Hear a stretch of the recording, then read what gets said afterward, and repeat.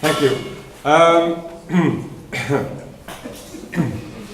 Okay, first of all, I'm not academic at all, so this is a kind of life experience thing. First of all, I once, quite a long time ago already,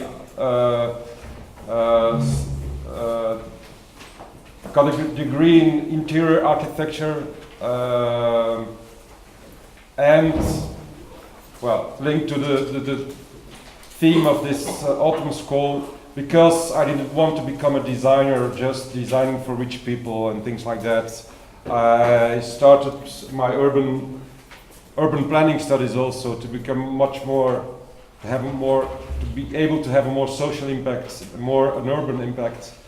So, yeah, an entire long process of personal research, also working with homeless people in New York City, and then getting finally to my first job in Brussels in a kind of a neighborhood development project.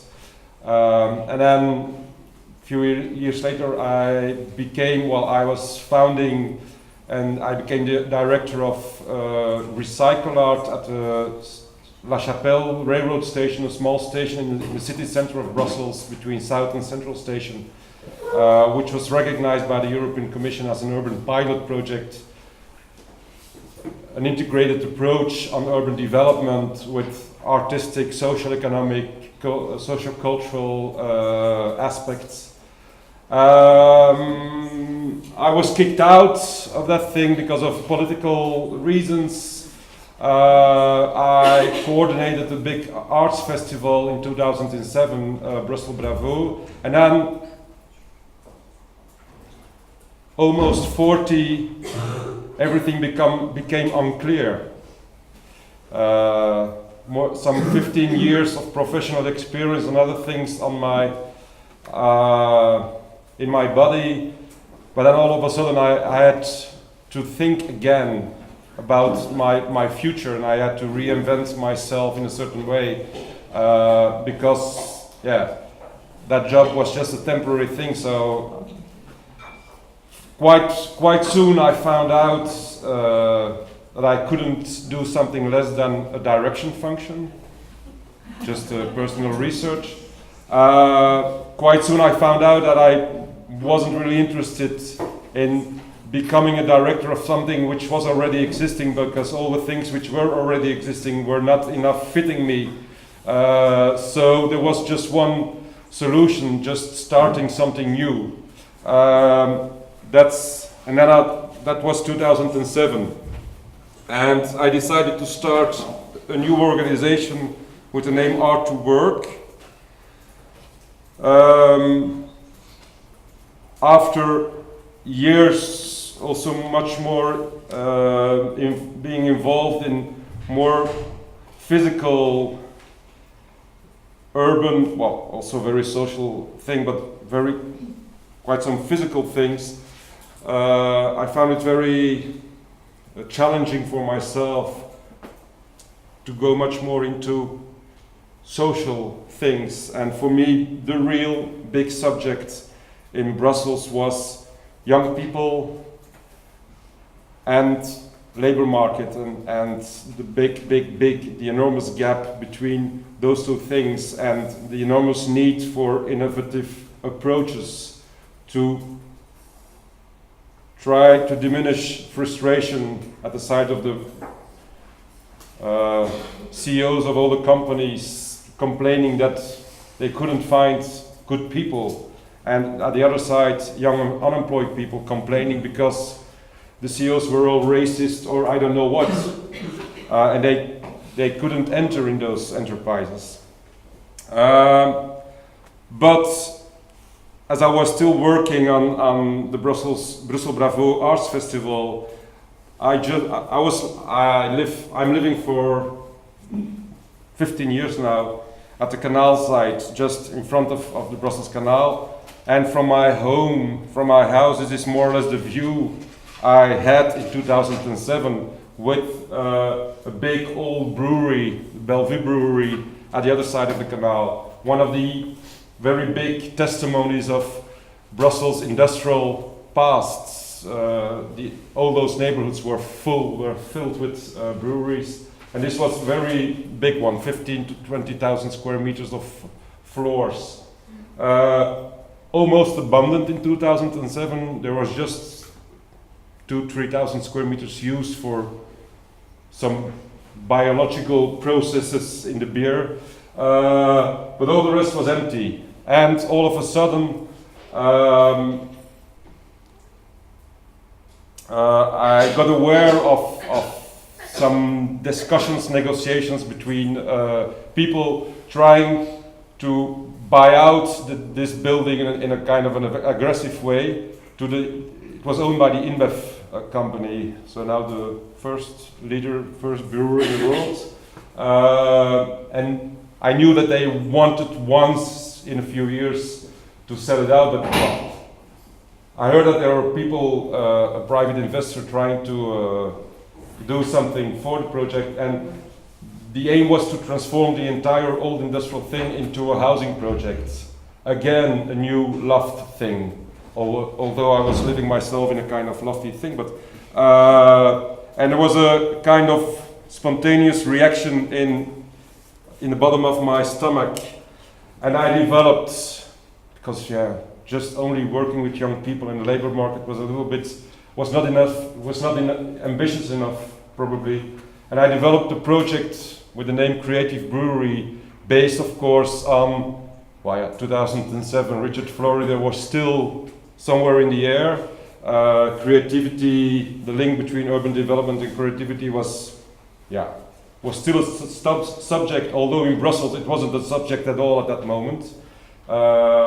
Internationally it was still a subject.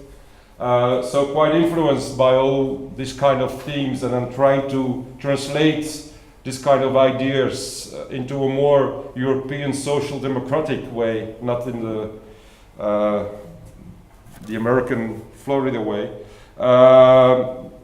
The idea was developed to transform the entire brewery into a big creative hub, linking as well pedagogical, social actors and economic private entrepreneurs and things like that into one thing on a spot in the city between very different neighborhoods,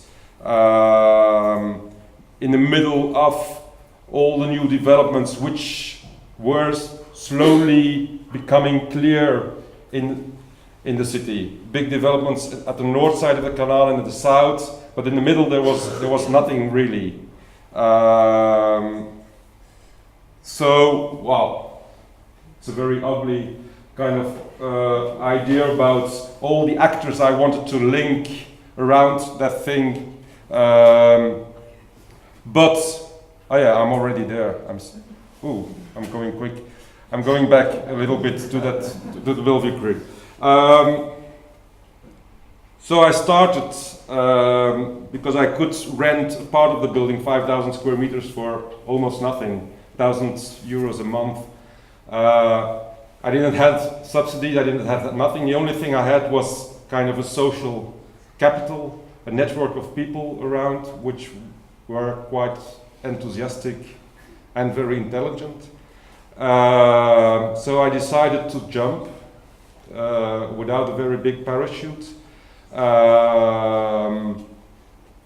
And I started in the brewery with 5,000 square meters, which were developed in a few months as kind of first incentive to a creative brewery.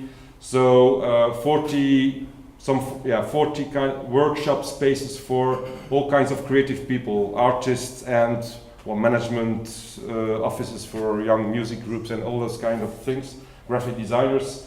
And because of and they came in the brewery and they paid some rent and things like that, and so I could also pay myself a kind of a salary. I could do some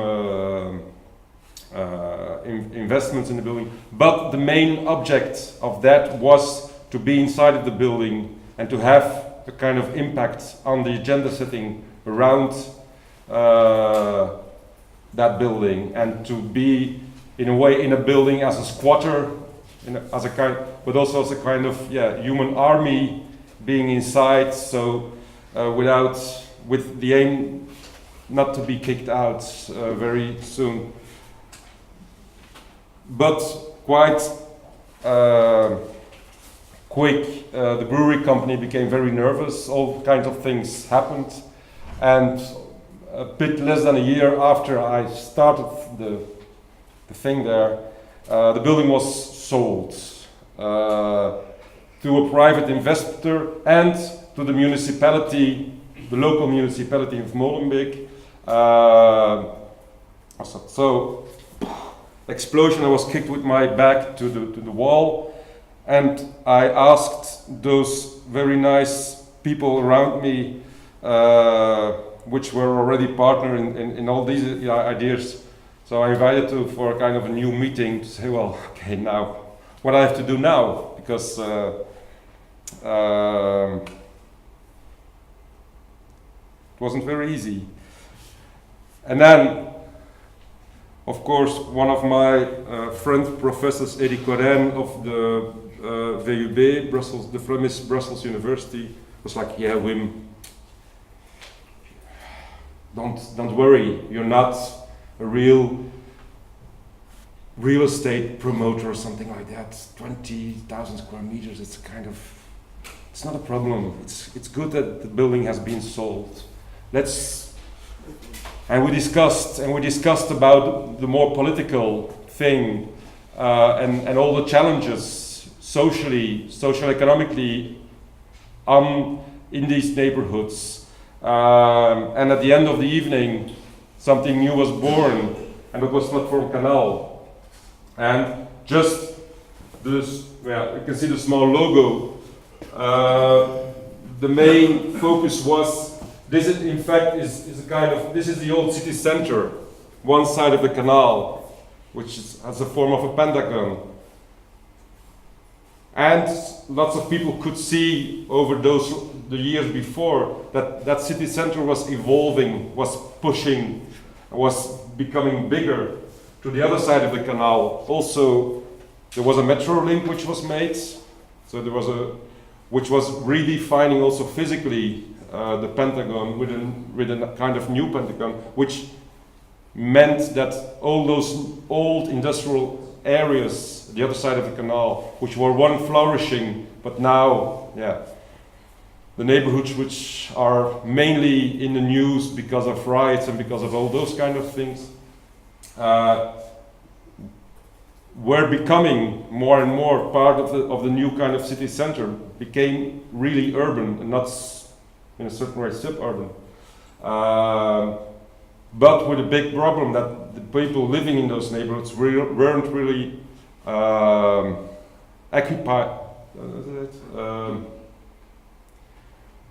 able to be part of that new kind of urban reality.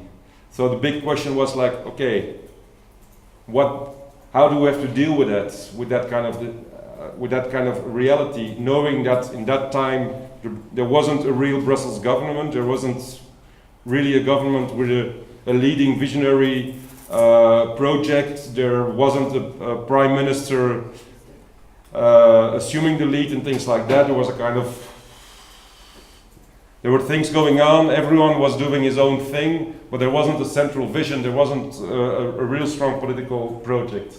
That was the reason why we said, okay, let's start a kind of a civil movement, just people with enthusiasm and with knowledge and with intelligence, and let's try to work together towards a kind of new kind of urban intelligence, and trying to make together and trying to mobilize in all kinds of ways other people towards a kind of a new vision, a new future for those neighborhoods, with a multidisciplinary and creative approach. So we started the first action, just a newspaper, putting some information together, all the intelligence which was already there. We organized also a first kind of seminar. With the. This was a colleague of. I forgot his name. No problem. The canal. But this is, of course, a famous image about the two parts in our brains. But it was also interesting about our canal approach and linking neighborhoods between the city. And we started the first activity, Festival Kanal, trying to be an instrument to develop our activities. With a few big words, trying to get people moving. A festival in a must-go zone rather than a no-go zone. So it was an interesting way to put some words on the agenda to provoke things. The newspapers were reacting in this way, also making canaliser les forces in French, canalizing the things. The must-go zone, which was really put on the first page, construire des ponts, creating bridges between neighborhoods. And we literally exploded the canal. It was an artistic performance. This is the iconographic image which was one of the artistic projects of the 2010 festival, but which is still an image which has really been implanted in lots of heads of people in Brussels.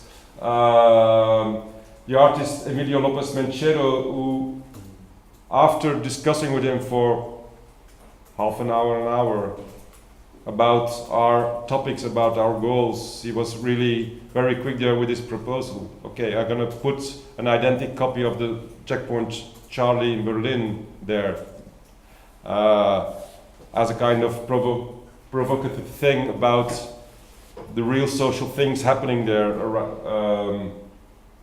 So we constructed that identical copy, and he was there as a PM, military police guy, try asking identity cards to people passing, things like that. So,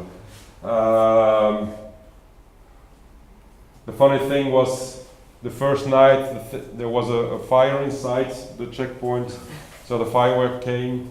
So the 2 other days of the festival, the thing was quite dark, quite black. The 2 flags were at the last hour of the festival. Guys stole the flags, and one was thrown in. I think, the American was thrown into the water of the canal, was sinking. The Soviet flag was taken, and a guy of American origin ran into the Molenbeek areas with it. So it was a nice apotheosis of that project. But the entire structure was built, and then I make the link back again to the other thing, ART2WORK. In the meantime, we are already from 2007 to 2010. I got financing, political agreements and things like that, and I could start a team of young people trying to get professionally started. A team which is now called Team Technical Assistance, which is a team mainly working in the Brussels arts and events sector, providing physical services for all kinds of events, which is not focusing on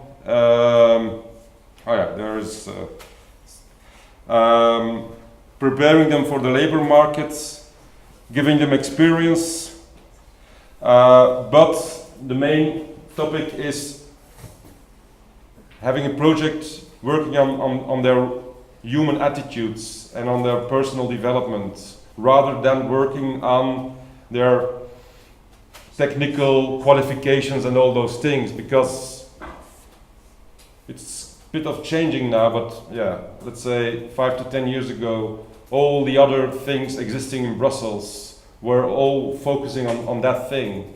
The schooled things, the things you learn in the classical schooling system.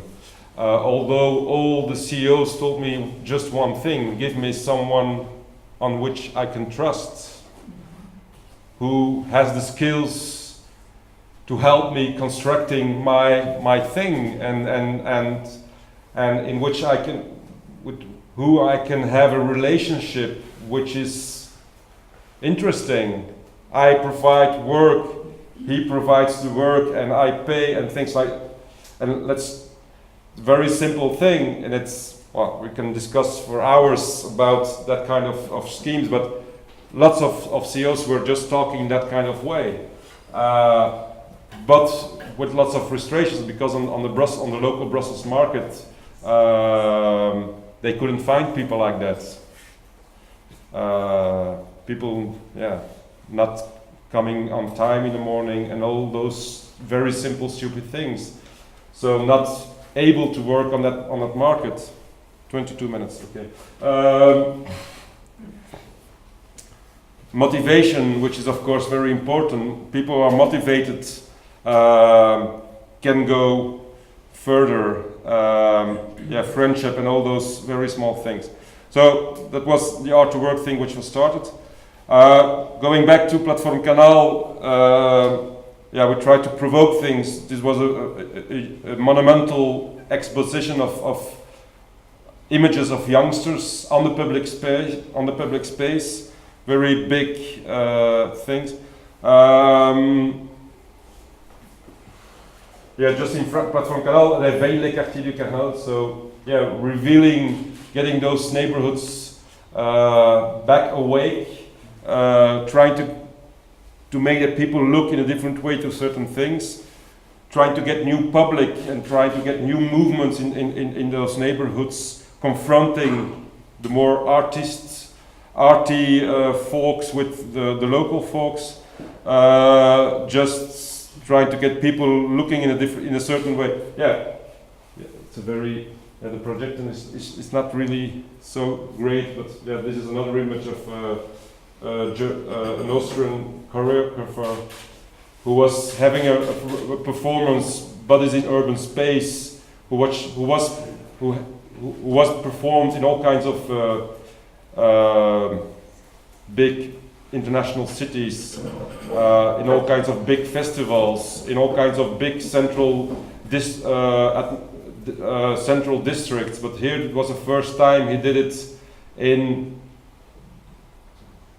kind of different neighborhoods, but with this kind also of reactions, women of Ethiopian origin being confronted with those things. We organized all kinds of evenings with debates about with different subjects about public space, about playing together in the city, being able to play, political debates. A second festival, Kanal, which was which became much more poetic. Also, the fragile thing of someone who was really being a shipper on a paper boat, and the images provoked by that kind of thing. Again, with new press releases.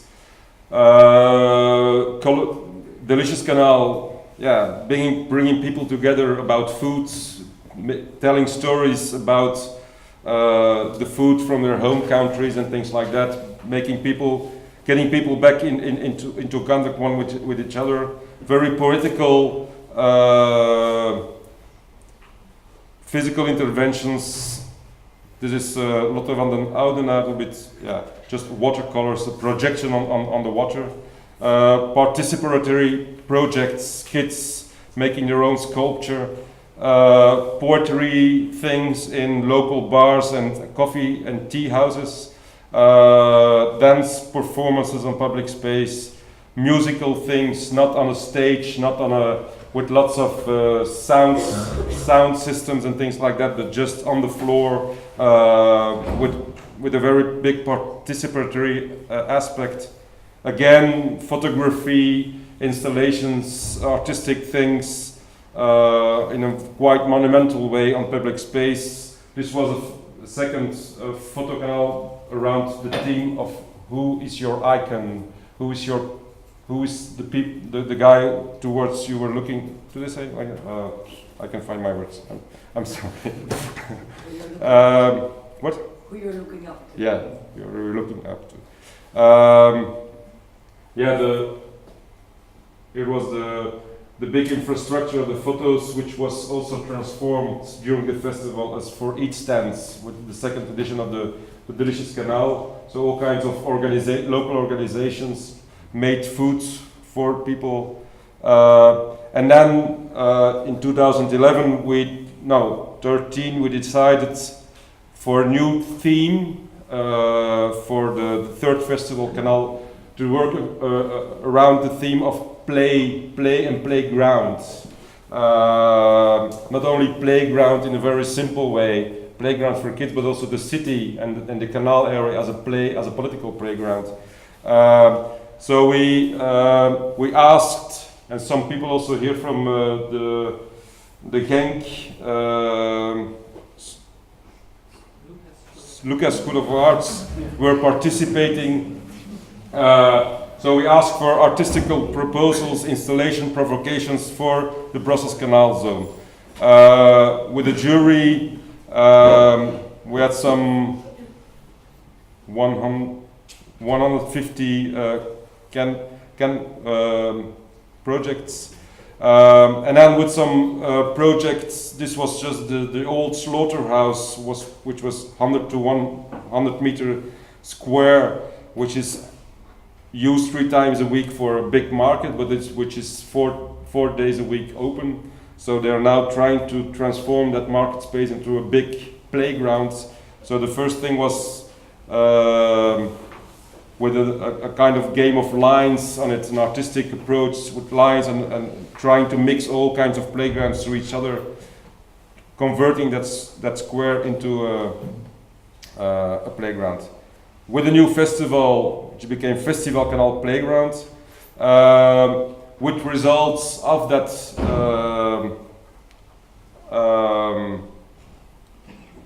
project. These were guys from Berlin with a big hemisphere, kind of a ball structure. Very simple kind of tent structure, which could be rolled to all kinds of different spaces with a bike to tell stories, a story machine. These were folks who wanted to make big, like Otto Fuller, the architect who made the Olympic Stadium in Munich in '72. Otto Frey, yeah, Otto Frey.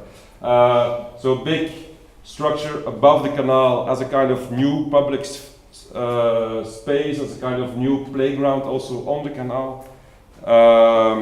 Again, political kind of debates, local people cooking, local people from local schools making their own playgrounds on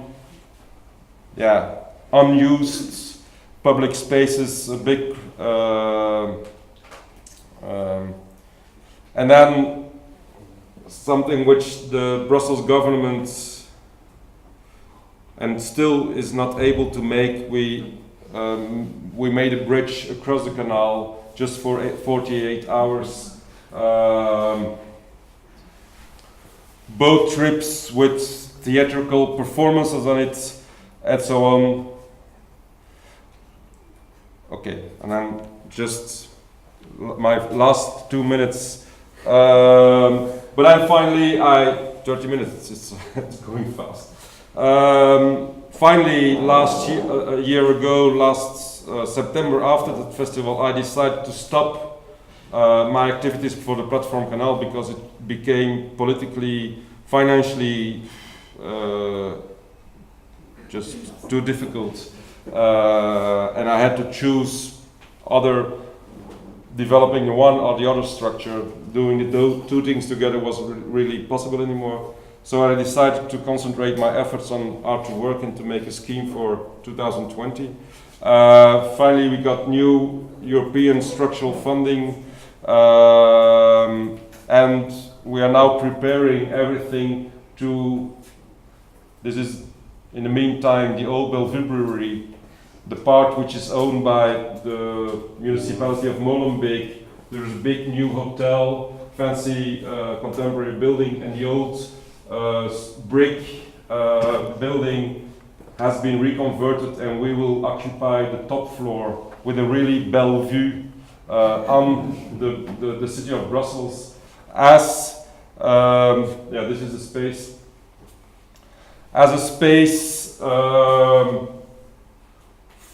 and that's a big orientation for ART2WORK, orienting our entire development towards coaching of young people, young which means 18 to 13 years, towards, not towards the labor market, but towards a kind of a future, to get them started, whatever, whether it's classically market oriented or another, but just giving the abilities to get started in their life and not just staying in a stupid unemployed situation, not knowing what to do with their lives. Above, it's a kind of big agora space around the kitchen. One of the things which is important is to create a kind of, different kind of space, not a classical, a space where people can meet.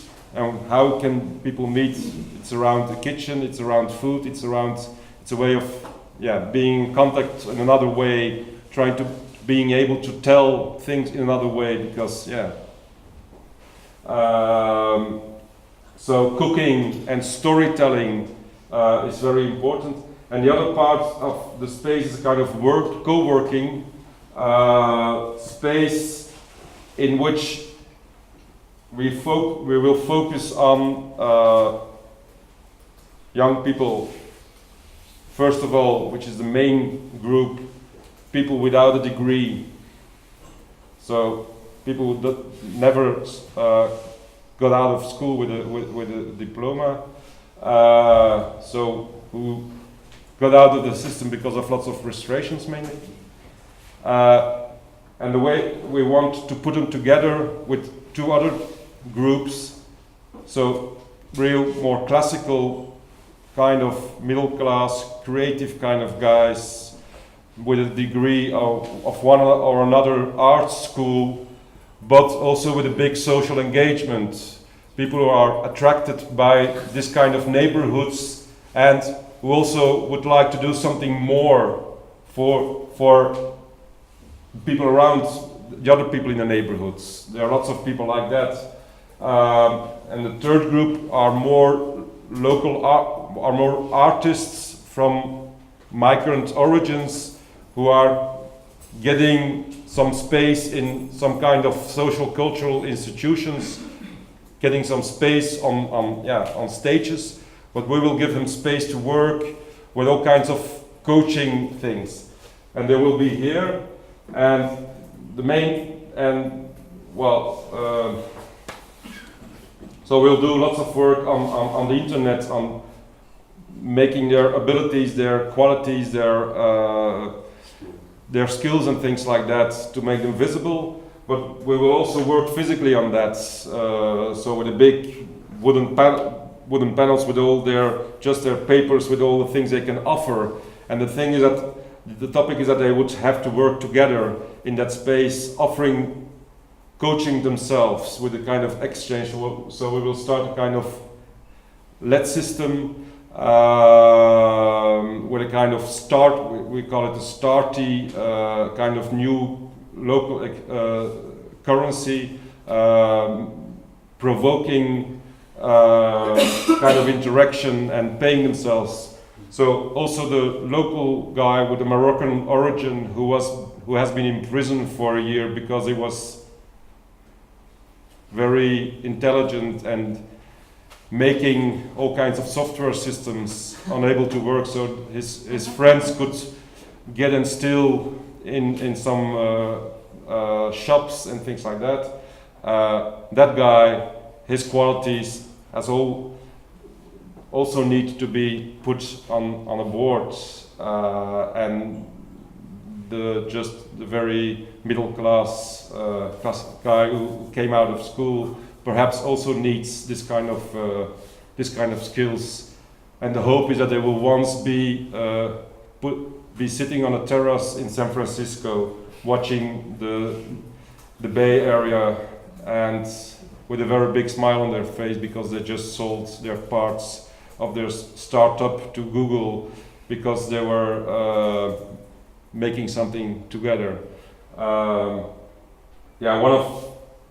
gonna stop because otherwise.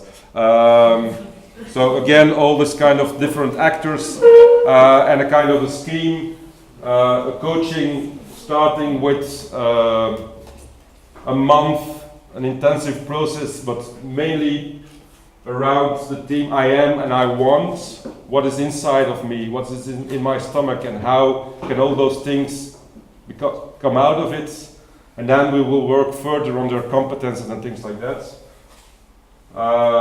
That's for me the big issue. What's your passion? And then to different programs directly oriented to the labor market, or to more entrepreneurial things, or to the existing team, which is already existing. So that's more for people who need a year of work experience before being able to become to get to that market. And then the story to work, which is a kind of transversal program, so the entire based on the impact of teaching in another way, teaching directly one-to-one, telling stories, exchanging experiences, and all those things. That's in the future. Well.